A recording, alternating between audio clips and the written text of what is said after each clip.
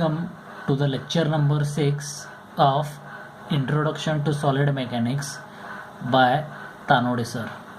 Now today we are going to solve the type 1 variety. Before solving the type 1 variety, some of the basic formulas are: first, stress denoted by sigma. Stress चा formula काय? Force upon area. स्ट्रेसचा formula होता sigma. It is nothing but force divided by area. फोर्सचं unit आहे newton, एरियाचं आहे mm square. Therefore unit of stress which is newton per mm square और newton per metre square. दुसरा basic formula आहे strain which is denoted by small E. Strain म्हणजे काय? Change in length delta L upon original length. Therefore strain it is denoted by change in length divided by original length. Therefore change in length which is delta L, original length which is L. Unit of change in length meter, original length meter, both meter get cancelled. Therefore there is no unit for strain. Therefore strain it is nothing but change in length divided by original length. Next, third formula for change in length which is delta L which is PL upon AE. तिसरा basic formula आपण derive केलेला आहे मागच्या ह्याच्यामध्ये derivation मध्ये. When you just see the derivation, या derivation मध्ये मागच्या लेक्चरच्या derivation for change in length यामध्ये आपण डिराइव केलेला आहे formula which is change in length delta L which is PL upon AE. The same formula we are using it here. Third formula आहे change in length which is delta L PL upon AE. P म्हणजे काय? External force. L म्हणजे काय? Original length. A म्हणजे काय? Cross sectional area. And E it is modulus of elasticity. E काय आहे? Modulus of elasticity. Before starting the formula तीन basic formula आहे. प्रॉब्लेम स्टार्ट करण्याच्या अगोदर तीन बेसिक फॉर्म्युला आहे. Stress force upon area, unit newton per mm square. Strain change in length upon original length, no unit. तिसरा change in length delta L चा formula आहे PL upon AE. P म्हणजे काय? External force. L म्हणजे काय? Original length. A म्हणजे काय? Cross sectional area. And E is a modulus of elasticity.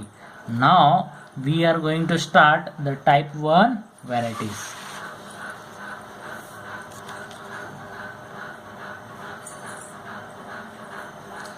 आता टाइप 1 व्हरायटी बघा. Problems on simple stress and strain. आता पहिला प्रॉब्लेम आपण बघूयात. A circular rod having diameter 40 mm. आता या सर्क्युलर रॉड, आता इथं डायग्राम आहे बघा. या सर्क्युलर रॉडचा डायमीटर आपल्याला दिलेला आहे. किती आहे तो? 40 mm. जर डायमीटर माहीत आहे या सर्क्युलर रॉडचा आपल्याला क्रॉस सेक्शनल एरिया काढता येईल. आता सर्क्युलर आहे, सर्क्युलर असल्यामुळे फॉर्म्युला फॉर सर्क्युलर किती आहे? π/4 इंटू डी स्क्वेअर.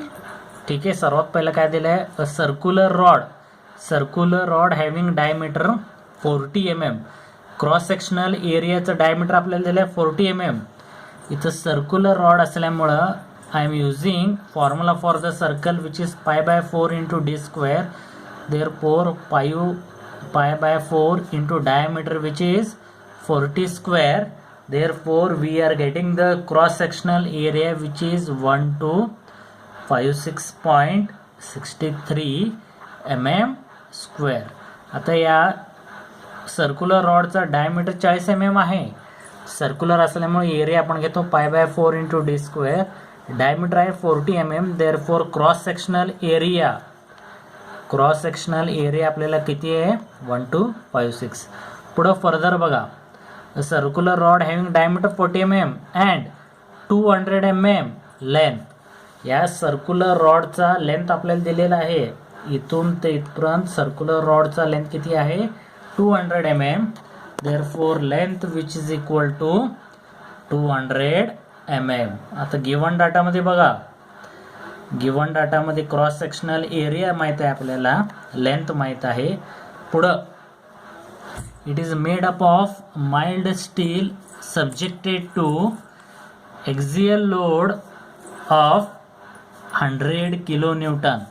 आता या सर्क्युलर रॉडवरती the load which is acting external load, आणि एक्सटर्नल लोड किती दिलेला आहे आपल्याला 100 kilo newton. Therefore external load म्हणजे force P which is equal to 100 kilo Newton.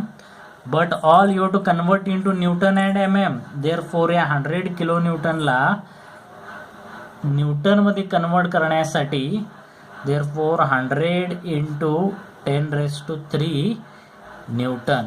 Kilo न्यूटनला न्यूटनमध्ये कन्वर्ट करण्यासाठी मल्टिप्लाइड बाय 10⁻³ पुढं if modulus of material of rod is 2 into 10⁻⁵ newton per mm². Modulus of material म्हणजे काय, modulus of elasticity E आपल्याला दिलेला आहे. किती येतो 2 इंटू 10⁻⁵ न्यूटन पर mm². मग these are the given data. सर्वात महत्त्वाचं लक्षात ठेवा, सगळे युनिट MM आणि न्यूटनमध्ये पाहिजेत. कशामध्ये कन्वर्ट करायला पाहिजे, न्यूटन अँड MM. आता circular rod diameter 40 mm, cross sectional area circular असल्यामुळे π/4 into d², cross sectional area आला एवढा 1256. पुढं या सर्क्युलर रॉडचा ओरिजिनल लेंथ आपल्याला दिलेला आहे, किती येतो 200 mm. आता या सर्क्युलर रॉडवरती फोर्स ॲक्टिंग होत एक्सटर्नल लोड किती येतो 100 kilo newton. But you to convert into newton. जसं मी तुम्हाला सांगितलं आहे सगळे न्यूटन आणि MM मध्ये पाहिजे. देअरफॉर एक्सटर्नल लोड और force P which is equal to 100 into 10⁻³ newton and modulus of elasticity E. इथं तुम्ही बघू शकता मॉड्युलस ऑफ मेटेरियल म्हणजे मॉड्युलस ऑफ इलेस्टिसिटी E दिलं आहे 2 इंटू 10⁻⁵ न्यूटन पर mm². आता गिवन डाटा आहेत, all this are the given data. Area, original length, force P and modulus of elasticity E. आता आपल्याला काय डिटरमाइन करायचं, सर्वात पहिला स्ट्रेस. सर्वात पहिला आपल्याला स्ट्रेस डिटरमाइन करायचं आहे. देअरफॉर सर्वात पहिला stress which is denoted by sigma. स्ट्रेसचा फॉर्म्युला काय, फोर्स अपॉन एरिया. ठीक आहे, स्ट्रेसचा फॉर्म्युला आहे sigma which is equal to force upon area.